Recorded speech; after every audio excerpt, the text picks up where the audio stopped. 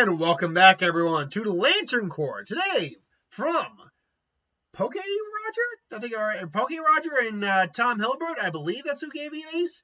Mountain Lady from My Hero Academia, a character we see in the very first episode of the series, and it was made minor appearances throughout the overall series. By the way, I do find it amusing that of the images I could have gotten for this, it's the one where she's bent over with her ass. I just found that kind of amusing. Now, unfortunately, when it comes to these side characters, especially when you're talking about My Hero and Professional Heroes, the boring answer is honestly the correct answer. She's a Green Lantern. Great willpower to overcoming great fear. That's basically it. She went toe-to-toe with Gigantomachia, for God's sake. That's a lot.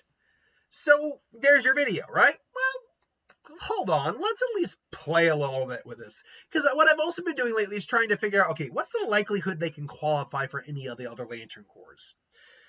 And so let's do that. Let's actually break that down. Let's get the obvious ones that she cannot qualify for out of the way.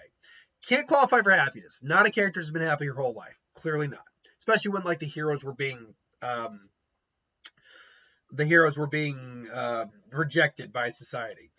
She's not a Black Lantern of Death because she's not died, nor does she really kill. And I really don't think Rage works at all because that's powered by revenge. All right, so there's your base ones that she can't qualify for. Let's go down the list on the side here. Yellow, fear. Most heroes would strike some level of fear into certain levels of villain. Obviously, not every villain's going to be afraid. That's just not how villains work. But to a certain degree, sure. She's just not really a fear lantern in the traditional sense, I think. So I don't think there's a chance, but it's a minor chance. Excuse me, I got just something on my shoulder. What about love? Well, unfortunately, we know nothing about her love life or the things she actually loves. We just don't know what motivates her in that sense. So unfortunately, love, I'm going to probably have to say, is unlikely as well. Unless we find out in the last remaining series chapters that maybe she's been doing this all for her secret love of ectoplasm. Oh my God. His lack of legs and his, skull-like face are all I want. Compassion. Sure, she's got compassion. I don't think she's got enough to either a lack of or enough of to be a Indigo Lantern, though. So, unfortunately, no.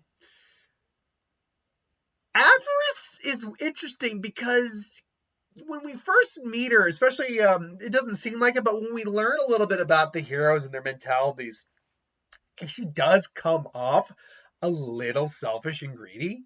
Not enough that I think she could be an avarice lantern, but enough that at least the conversation can be had. Well, that leaves us with what? Life, shame, and hope. Sure, like any hero, she can be a beacon of hope to some degree. So on some level, she could be a Blue Lantern. And having faith in someone like All Might and having faith in the other heroes, I would say there's at least a chance she could be a Blue Lantern. Not a very strong one, but a chance. Well, about life, she's constantly saving people. That's something White Lantern would probably do, nurture life. But it's not just protecting life. You also have to nurture and kind of experience life. Ride a roller coaster, feel alive, nurture an egg, something like that, to make it grow into a bird. Basically, do everything you can to nurture life itself. And that's not something she does. Shame. Believe it or not, this might be the second best category because for a while, a lot of the heroes were just in these terrible, depressive moments of shame. We know Death Arm, what was it? Death Arms, that was his name? The guy at the very beginning who was trying to fight the sludge monster and failed. We know he quit for a good while and then came back to help people out. I believe Mountain Lady also suffered a little bit of that as well. So shame could work. In fact, shame might even overtake the Green Lantern ring if it wasn't the fact that these heroes ultimately still came back to help out in general. So yeah, the boring answer is probably the right answer, but still fun to kind of at least figure out where they might fall on the list. Until then, though, thank you for watching. Hope you enjoyed. Like, comment, share, subscribe, and I'll see you folks for the next.